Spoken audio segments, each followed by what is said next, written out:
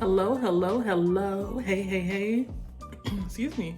Come on in and get comfortable. Welcome back to my channel, Jaleesa Reading Beyond the Book Cover, where we stay reading beyond the book's cover. My name is Jaleesa. Welcome if it's your first time, and welcome back if you are returning. Excuse me. I just finished eating some hot Cheetos, but I just wanted to let you all know that I did read books in October. I know today is November the 29th, I believe so I'm cutting it close. I've been meaning to do this for so long. I had written it up already for my blog, and I was like, girl, you gotta sit down and film this. But this month has been kind of hectic. My father was in the hospital, and then now he's in rehab. He had some pneumonia in his lungs, and it would turn into a blood clot, and then now he's having to strengthen his legs because his legs are weak. So it's a lot. I had a lot happening, but I did get some reading done in October. I am reading also in November, and I just wanted to let you all know, what I was up to. If you're not following me on Goodreads or Storygraph or a library thing or anywhere on the internet, go check that out. As far as like my link, I have a link down below where you will see all my links if you want to keep up with what I'm reading. But this is for those of you who do not keep up with my reading on those platforms. Okay, so I'm gonna try to go as quick as I can. I don't want this video to be too long. It has been a while since I did read these books. I read a majority of them for readathons that I participated in. In October, I participated in for the Culture Readathon, Black Wing-a-thon in October, and I attempted to also do some reading for Middle Grade Magic. So it was a lot going on. I didn't finish all of the books that I had on my TBR for these readathons, but that's okay because I intend to carry those over into the rest of the year, and hopefully I can finish them all by the end of 2023. So as far as I'm concerned, the rest of my year, or the rest of my 2023 is spoken for, because there's no way I can commit to anything extra. So I'm looking down because I want to make sure I'm not hitting anything because I move my hands when I'm talking. But that's enough of me babbling. I read 9 books in October. Woo! 9 books, and I had an average rating of 4.17. I'm looking over here because my computer's over here. 4.17 out of 5. And I had a really good month. If you really think about it, I had 4 5-star books. So that's almost half of what I read. And I feel like my October was like the best month of the entire year so far. So I don't know. I would say knock on wood, but I'm not going to knock on wood because I foresee that not this month, but maybe December, it's going to be a really good month as well. Because I usually have the best luck when it comes to reading at the end of the year or the last quarter of the year. So 9 books, and I'm going to go in order of books and their ratings, and then I'll give you like a quick little thought about each of them.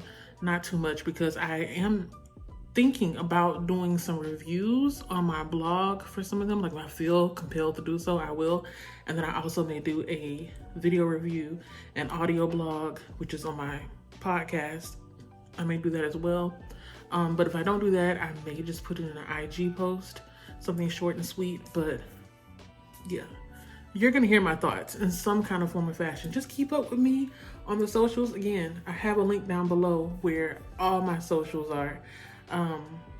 And you'll be able to see what, how I'm feeling about everything. So yeah. So the first book I read was Yummy.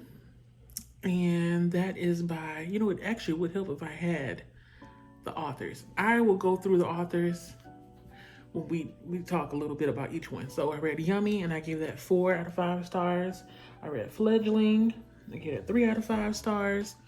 Witches of Brooklyn, Spell of Time, that's book 4 in the Witches of Brooklyn graphic novel series. I gave that 5 stars. Goddess of Filth, gave it 2.5 stars. The Dark 30, which is a short story collection, I gave that 4 stars. And The Parker Inheritance, I gave it 4 stars. Okra Stew, 5 stars. The Girl in Red, 5 stars. Ooh, I just like the sound of that. I'm sorry. I'm getting excited. And The Vanquishers, I also gave that 5 stars. So that's all 9 books that I read. I am going to pull up my Goodreads real quick so I can make sure that I give you all the authors' names And as I speak a little bit about each one. So give me a moment. While it's loading, how are you doing? How have you been? Have you been drinking your water? Water tastes good to my soul. Water so good. So good. Water. You know, water, if it's good, you start thinking about it. These are the hot Cheetos that I was eating. I had some Chick-fil-A.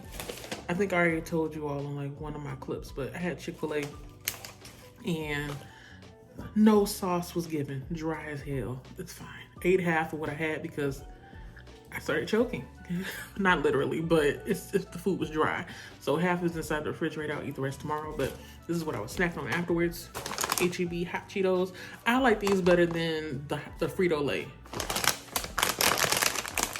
Don't fight with me, fight with your mama. I said what I said. These taste better. Yes, ASMR. Well, not really, because I'm pretty sure I'm very loud right now. Okay, so going to my red books. Have you answered my question yet? How are you feeling right now? How have you been? How's your day going? Date red. Okay. Ooh, I had a good November. What? Okay. You know, I don't really pay attention to how many books I read. So when I do look at the end of the month, I'm always very surprised. Always very surprised. So Yummy. Yummy is by Neri. And it's a graphic novel. It's in black and white. And it's about a young boy named Yummy. And his name... he also went by the name of Southside Shorty, sorry. I have a hard time remembering because in the book they had 3 different names in there. And I also read some of the references that were in the back of the book. It's based on a true story of Yummy, Southside Shorty, which was I think an 11 or 12-year-old boy who was killed by his own gang. So yeah, it was a hard read. I do remember while reading it, I was thinking to myself, like, that could have been me in a sense, because, you know, we're born, we don't know who we're going to be born to or born with. We don't know what kind of circumstances that we're going to go through, or what hand we're going to be dealt when it comes to life. So it's just really sad that he was continuously treated as an adult, because he was doing adult things, of course. You know, he was selling drugs, all kind of things, just being a terror on people. But there was this like dichotomy with him, because on one end you see the gangster, you see the criminal, and then on the other end you see like this young boy who still likes to sleep with a teddy bear or something, and he also enjoys studying frogs or sharing stories about how he enjoys certain things. So it was a lot to kind of process. And what was really sad is that when I read the article, I may try to find the link to it. I was able to access the article through my library where I work at. In the article, it's like, right in the beginning, people were like, why do I keep saying like? It's almost like I can't speak. People were saying that they weren't going to miss him. So that's just how much of a terror he was. I don't like calling him a terror, but if you go down the list of things that he's done, it's just like, were you just upset at the entire world? And most likely he was. You know, his mother was a drug addict. I'm pretty sure his father was in jail. He lived with his grandmother, who was taking care of a lot of her grandchildren. And he was living in a part of, pretty sure it's Chicago, where it's kind of almost the norm. The reason why he got shot, I don't know if I should tell you. Well, it's based on a true story. Read it. I'm not going to tell you why it got to that, but read it and you'll see. It's a quick read. You maybe can finish it in 30 to 45 minutes, if not less than that, depending on how fast you read.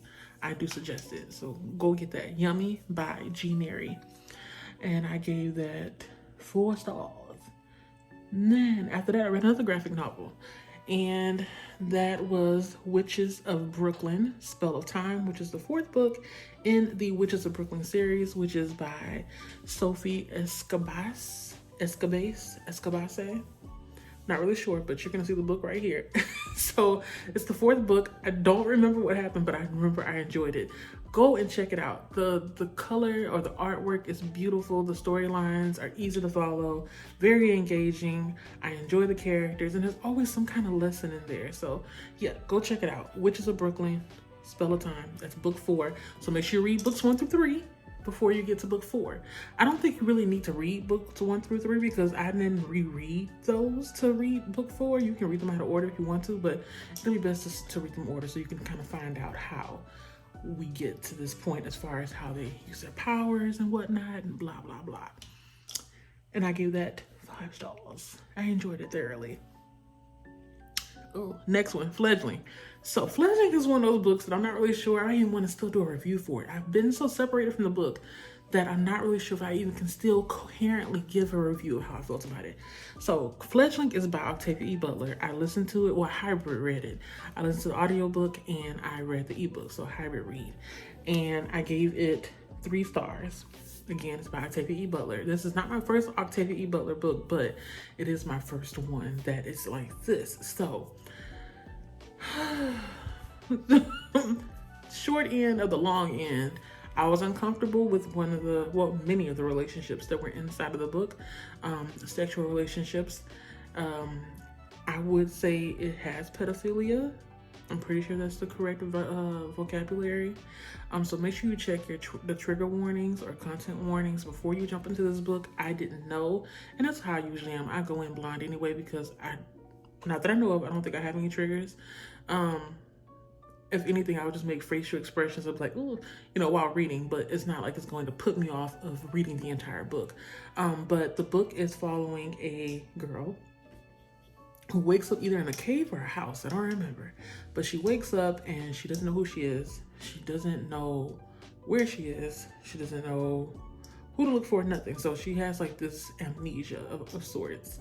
And you follow her as she finds out what happened to her, what happened to her family, what she is or who she is. You learn what's necessary and for her to live, as well as her people. So it's like a spin on a vampire story. Yeah, it's a spin on a vampire story. But there's like these parallels when it comes to our world. So I think just read it. I feel like I am not knowledgeable enough nor educated enough to break this down, but I will say this much. It's a good read. It didn't really get really good for me. And what I mean by really good is I wasn't like reaching for it as much until like the last 20%. So it's unfortunate it's like that because as central to the story is a mystery overall. But like I got kind of lost a little bit in the sauce when he started talking about all the different political things going on and blah blah blah. Like what? My mind was it escaped. But once we started getting into who did what, I was tuned in. So yeah, take a look. I feel like it's a good audiobook if I remember correctly, because if I didn't like it, I would have stopped. But I did a hybrid read that helped me get through it. And I also suggest that if you are sensitive to the trigger warnings, but you still want to read it, see if you can find somebody else to read it with. It's good to have a buddy read with someone. I read with 2 different people, and I think that's what got me through it. So yeah, Octavia E. Butler's Fledgling. Check it out. 3 stars. Next one is going to be short and sweet. Goddess of Filth. I don't remember much about this one, and I think that's my fault. So Goddess of Filth is by V. Castro. It's my first V. Castro book. I listened to it on audio. I gave it 2.5 stars, but I don't think that's fair for me, only because I kind of checked out a lot while I was listening to the audiobook. So I may try to reread it, but only in an ebook form, not the audiobook, and see if it makes a difference, because the person who was doing the audiobook made it very difficult for me to understand whether or not these were teenagers or college students. And I maybe missed some details in the beginning when they were talking about how everything happened as far as a possession, because it's a possession story. But there's a spin to it as well. So I'm not going to go into that, but it's a possession story. If you're into that, check it out. But I don't think I gave it a fair chance. So yeah, that's why I can't really tell you much about it, because I was listening, but I wasn't attentive. So take what you will from that. Next one, Dark 30, Southern Tales of the Supernatural. Oh, I keep forgetting to tell you all which readathons I read this for. But anyhow, The Dark 30, Southern Tales of the Supernatural is by Patricia C. McKissack. And I'm going to give you the name of the illustrator as well. I gave it 4 stars. And I read this book for the Culture readathon, which was centering Black books. But the theme of the books was supposed to be, I think, vampires. Yes, it was the vampire edition, but the prompts weren't just vampires. I hope that makes sense. Let me see, who is the illustrator? Oh, I can't see the illustrator. I think it's Brian Pinkney. Let me double check. Yeah, Brian Pinkney is the illustrator of Dark 30, The Dark 30. I read Fledgling for the Culture readathon as well, and I read this Dark 30 book for the Culture readathon as well as Black Aweenathon. I enjoyed a majority of the stories in this book. I cannot recall from the top of my head the 3 that I really enjoyed. I'm pretty sure it was like close to the last 3 books, the last 3 stories that I enjoyed. And I think it's a middle grade book if I remember correctly as well. It was creepy for me, and I'm an adult, but that's good. That means it's really good writing.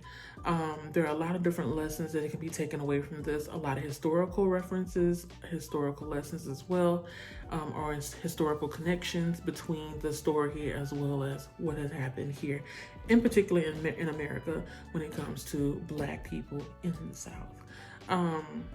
One story that stuck out to me the most was the one with, I think it's called, not Boo Mama. That one was good too, but it's, is it Ginge? Don't remember, sorry. But it was a story about a sculpture that was possessed by a spirit, and the lady wouldn't listen when the shop owner told her not to take it home and not to purchase it, and the lady refused because she wanted it that bad. That one was crazy, but I'm pretty sure it's something that does happen where people do not reverence when people are telling them, hey, you may not want to take this in your home. You don't want to invite evil into your home. Be careful with the things that you put in your home, basically. I really enjoyed that one. That one stuck with me a lot. And there was one called Blue Mama where a lady has a child. The child disappears. She's the only one that still believes it's out there. Everybody else stops looking for it. And that one was good as well. Stuck out to me. I really enjoyed the ending of that one. And I'm trying to remember another one. I don't remember. But I'm pretty sure when I do my review, because I may sit down and do a written review for that one as well, where I just kind of do a star rating and a little bit of what I enjoyed about each story. I may do that on my blog, but yeah, I enjoyed Dark 30. Really good short story collection, quick, easy to get through, spooky time, or, you want to read it, read it. You can read it outside of October. I'm not telling you what to do, but I think that you should pick it up. Let's see, I need to hurry up because I got four more books to kind of go through, and I'm at 18 minutes. I'm so sorry, you guys. I'm long-winded. I don't know how to stop myself. The Park Inheritance. I need to do a separate review for this one. So The Park Inheritance, I read that for Black Aweenathon as well. I forgot which prompt it was, but I was part of Ruby's crew, which is the middle grade fiction and graphic novels that are thriller, mystery, and horror related. I'm pretty sure it was for like a strong friendship. I think that was the prompt. But The Park Inheritance is by Varian Johnson, and I gave that 4 stars. And I really enjoyed it. It gave me the book made me a little bit upset at sometimes because you don't want children to experience racism. That's one of the things that comes up in this book. So I think that it's good for conversation, but if you are to have a conversation with a child, you may want to make sure you have something that's of nonfiction like nearby, so you can kind of, is it called scaffolding? I think that's what it is, scaffolding. the conversation. You want to make sure that it lands easily. You don't want it to be too heavy, because you know when you talk about things like this with children, sometimes it can dredge up some kind of fear of something like this happening to them. I know that I've never experienced anything like some of the things that the kids in this book experienced, but it did I felt it. There was one particular scene where they were outside of a building, and I think it was either the principal or somebody else that approached them and thought they were up to no good, and it's only because they're Black children. And unfortunately, Black children, this happens to them a lot. They get profiled as being hoodlums or thugs or any kind of word that's synonymous with criminals or no good doers, or just, you know, out there not doing what they're supposed to do. Basically, people assume that idle hands are the devil's playground with it, which it is, but just because somebody is standing outside the library doesn't mean that they're up to no good. So it was weird. And not weird like, oh, like that shouldn't happen, which is true, it shouldn't happen, but at the same time it does happen. I hope I'm making sense. I feel like I'm talking in circles, but yeah, if you're picking up what I'm putting down, it's a hard read. I did cry at some parts. There is a mystery to it. I enjoyed the puzzles and the riddles that were written throughout the book, and it had good pacing, and I definitely would pick up another book by Varian Johnson. I was so inspired by the book that I'm also thinking about doing like a little interactive puzzle situation with it, so keep an eye out for that, because I am considering doing a written review for this one as well as a video review. So yeah, just like I said with the other ones, I'm most likely going to do a review for it because it was just that impactful and I really enjoyed it. The next book that I read is Okra Stew, a Gullah Geechee family celebration by Natalie, Daise, and I gave that book 5 stars. It's a picture book by Natalie Daise. If you don't know who that is the lady who was part of the cast of Gullah Island. I grew up watching that TV show on, on Nickelodeon. And it was such a good book.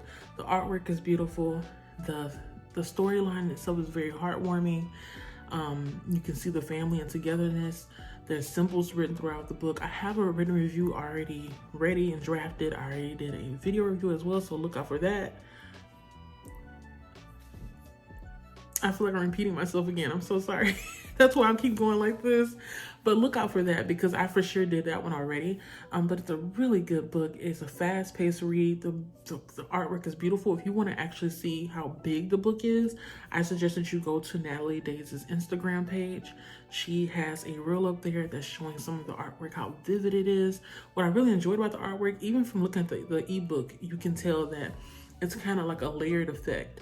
There'll be a pattern in the background, and then on top of that pattern is an image, and the image it's like layered. You'll see like a person and then like corn and a basket and something else, and it's leaping off the pages visually. So I love the color scheme. I love how it made me feel. I really enjoyed the back part of the book where she talks about the history of the Gullah Geechee culture as well as the language, which is a Creole language. She talks about the recipe of okra stew. She talks about the different symbols that are written throughout the book, as well as the specific phrases that are written throughout the book that are from the Gullah language. So it's a lot. I really enjoyed it. I want to get my hands on one to have because I grew up with this woman and I want to have something that she's produced. If not the book, something that she's done as far as artwork, because she also does artwork. So yeah, go check it out. Okra Stew, a Gullah Geechee family celebration. I want to make sure you hear the whole title. Okra Stew, a Gullah Geechee family celebration by Natalie Daise. I gave it 5 stars. Go out there, check it out. Beautiful book, beautiful story. The recipe, mouth-watering, okay? 2 more books, you guys. I know Jaleesa's talking a lot. The next one, I gave it 5 stars as well. It's called The Girl in Red by Christina Henry. I enjoyed that book. I'm pretty sure it's a novella. Wait, no, never mind. It's not a novella. I listened to that one on audiobook and I read a little bit on ebook, so I guess I can count it as a hybrid read. I enjoyed how the book was basically like a retelling of Little Red Riding Hood. And what I enjoyed most, I guess, is like the subtle action of it all. It's kind of hard to explain. Like, it's this girl, I forgot her name, but she's already like super smart, and she's already kind of like paranoid about things, and like this mysterious disease happens, or cough comes around, and people start getting really sick. And I guess it's almost a little bit like, what do you call it? The pandemic here. I don't know when it came out. Now I feel okay. It came out in 2022, so I would count it. Wait, is it 2022? I'm not sure. Let's check. I feel like it's a pandemic type book, but I really enjoyed it. Like, I can't really list everything that I enjoyed about it.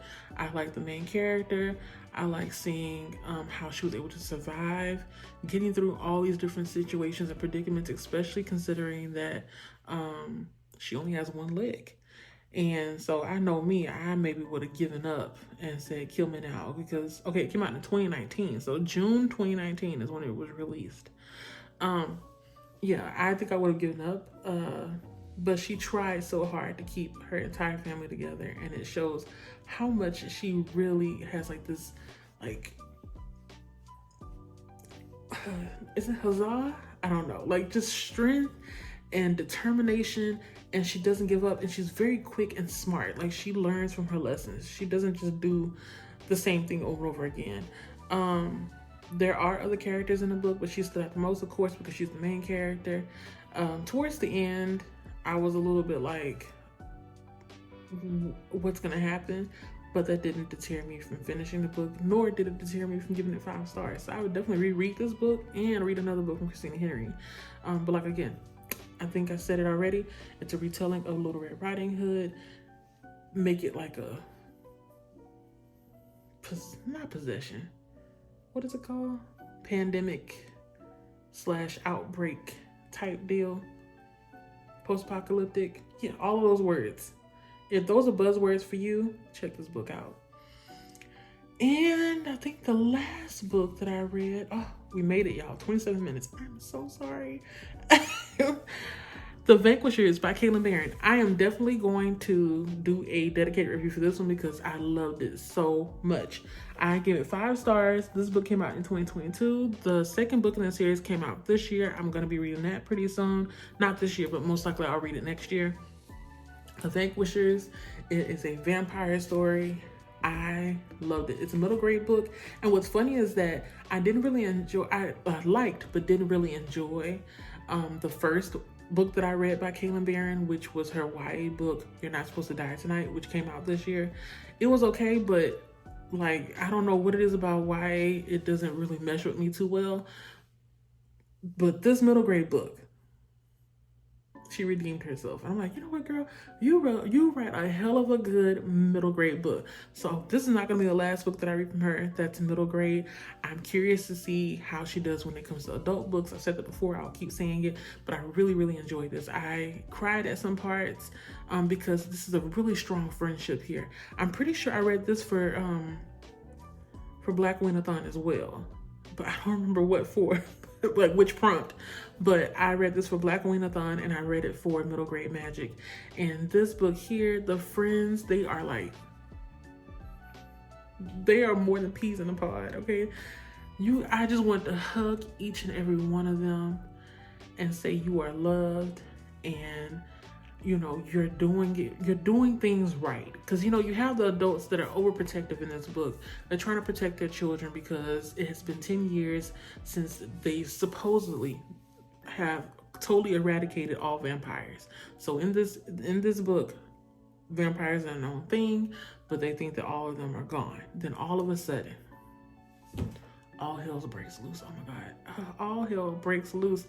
And I was stressed out for all the little children, and I was stressed out for the parents as well, because I'm a step parent. I don't like saying it. I'm a parent, okay? I have 2 boys.